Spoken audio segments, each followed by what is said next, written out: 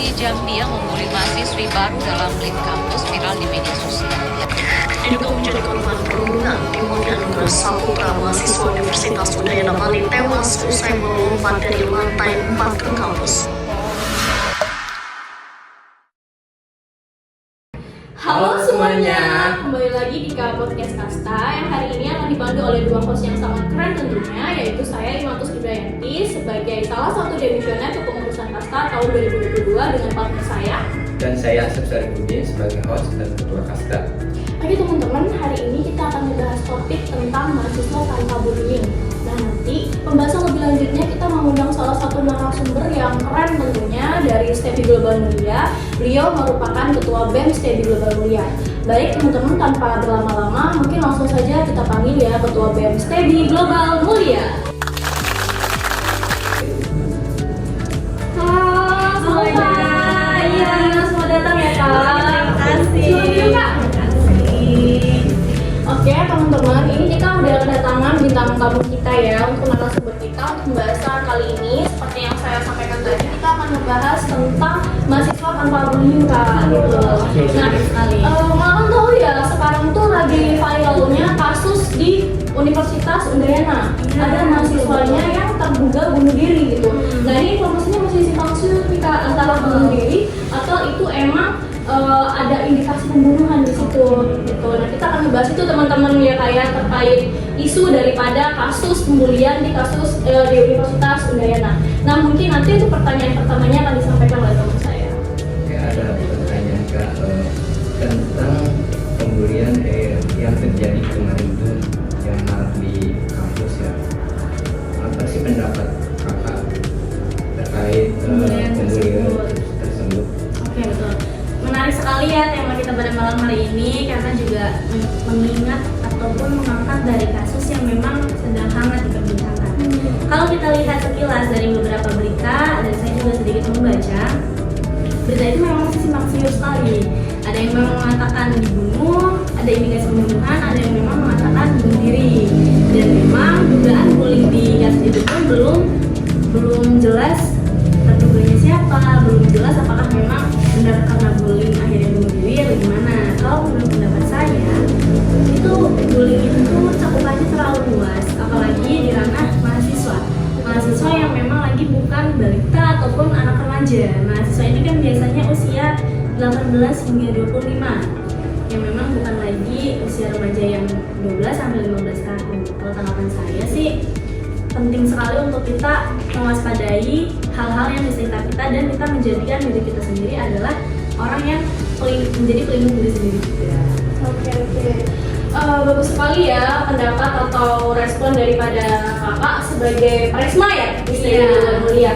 Nah berarti bisa disimpulkan kan menurut kakak untuk kasus yang sedang viral sekarang ini nih terkait adanya mahasiswa yang terduga dibunuh atau bunuh diri di Universitas Udayana ini masih belum jelas ya ketepatan dan apa ya terkait ya keakurasian kasus ini itu seperti apa. Nah kak, kalau menurut kakak nih kita membahas tentang pembuliannya dulu deh. Nah untuk pembulian sendiri ini menurut kakak secara garis besarnya tuh bagaimana sih kak? Gitu. Kalau pembulian sendiri yang saya ketahui kan memang banyaknya faktornya, belum lagi latar belakang, terus juga gimana cara mereka berkomunikasi dengan halayak ramai, itu kan juga salah satu faktor terjadinya pembulian. Cuma memang apapun faktornya tidak bisa dibenarkan.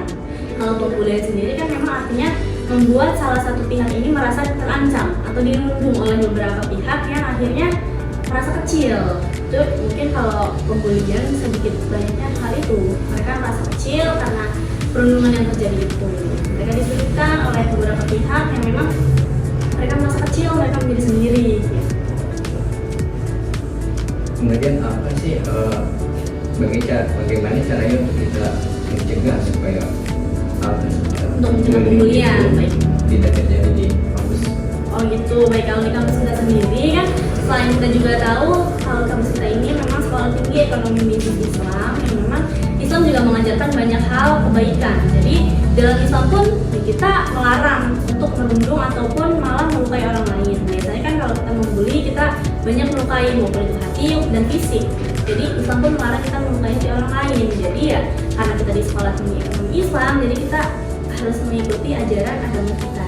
Kalau untuk mencegahnya, mungkin bisa dimulai daripada saat anaknya masih dini, diedukasi untuk membuli ini tuh dilarang, baik kamu sebagai pelaku maupun korban. Kalau misal kamu sebagai korban, kamu harus speak up, kamu harus berbicara kalau kamu memang merasa terbuli. Oke. Lalu nih Kak, kalau terkait pembulian ini tuh menurut Kakak ya, apakah ada tips gitu atau apa ya saran untuk kita semua nih, baik remaja ataupun mahasiswa nih, biar terhindar dari hal-hal bullying kalau kita berada di manapun gitu kan, terutama di kalangan sekolah tuh seperti apa? Menurut Kakak bagaimana? Selain kita bisa kenal dengan diri kita sendiri, kita harus lebih percaya diri dengan diri kita sendiri. Setelah kita bisa percaya diri dengan diri kita sendiri, kita akan meminimalisir hal-hal yang membenturkan kita pada insecure. Biasanya orang terbuli itu karena mereka insecure, mereka tidak percaya diri.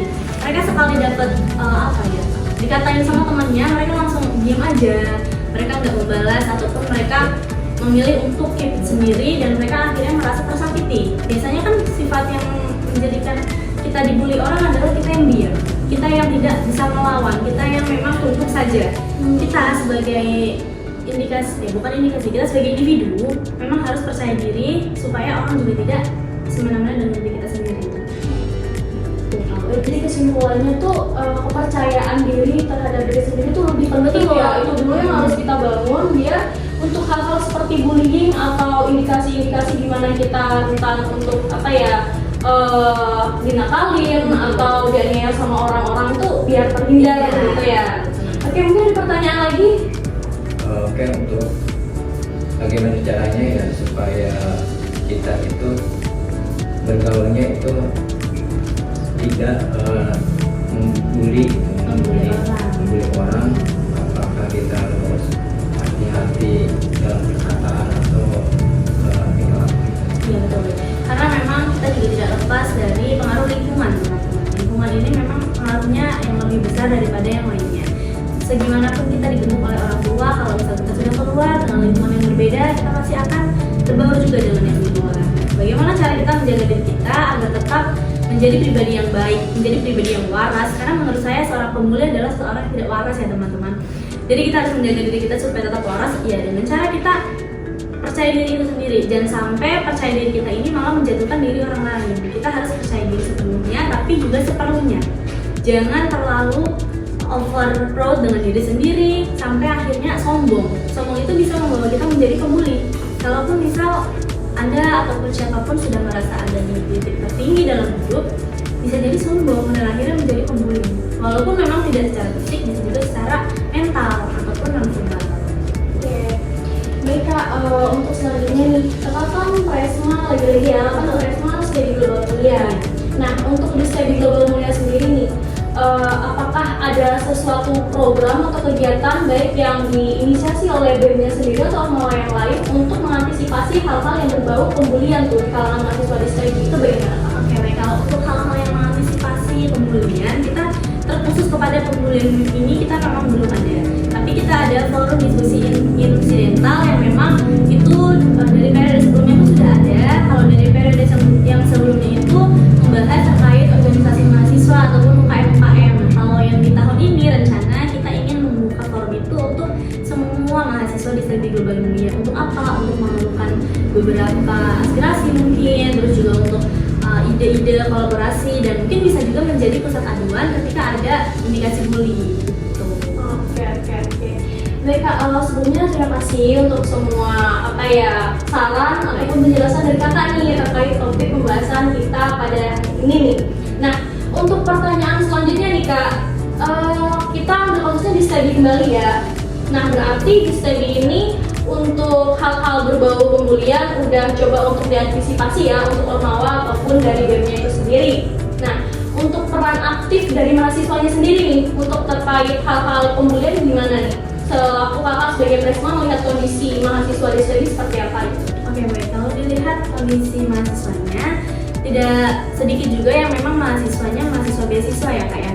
Dan memang mahasiswa beasiswa ini rutin mendapatkan pelatihan dari kampus yang untuk melatih dirinya sendiri, upgrade skill maupun pemikiran-pemikiran yang jauh lebih harusnya lebih visioner.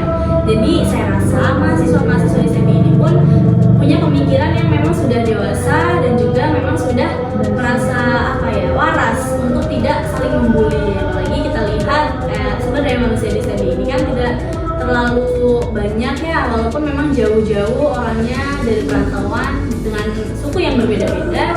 Setelah saya lihat di sini, seberapa lama ya studi beroperasi ini belum ada kasus bully. Jadi saya rasa memang sumber daya manusia di SEMI ini tergolong cukup baik. Oke Kak Nana, sekali lagi terima kasih banyak ya untuk kebersamaannya dan juga penjelasannya tentang pembahasan kita pada podcast hari ini. Nah, mungkin ada yang ingin disampaikan untuk audiens kita di luar sana terkait pembulian? Oke, mungkin nggak terkait pembulian banget ya, ini closing statement dari saya dan juga sedikit quotes dari saya. Jaga diri untuk tetap waras untuk menggapai Indonesia yang emas. Saya Hasina Fadila, Presiden Mahasiswa Studi Global Mulia periode 2025-2026. Pamit undur diri. Oke teman-teman, mungkin kurang lebih seperti itu ya untuk pembahasan kita pada hari ini.